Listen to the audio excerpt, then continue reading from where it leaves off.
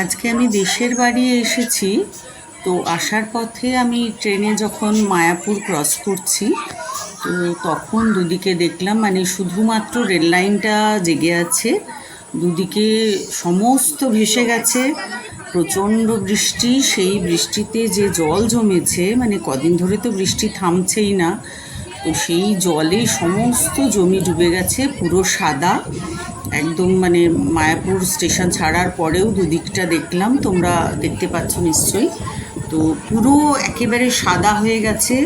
অনেক বাড়িঘর দেখলাম, যেই বাড়িঘরগুলো একদম ডুবে গেছে, বাড়ির ভেতরে, ঘরের ভেতরে জল ঢুকে গেছে, সেগুলো পর্যন্ত দেখা যাচ্ছে।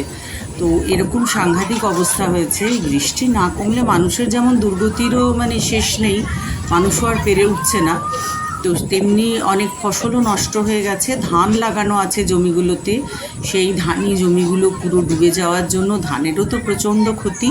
চাষিরা মানে ভীষণ ক্ষতির সামনে পড়বে।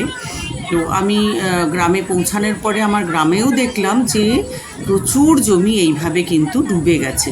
তো এবার ফসলের প্রচণ্ড ক্ষতি হবে।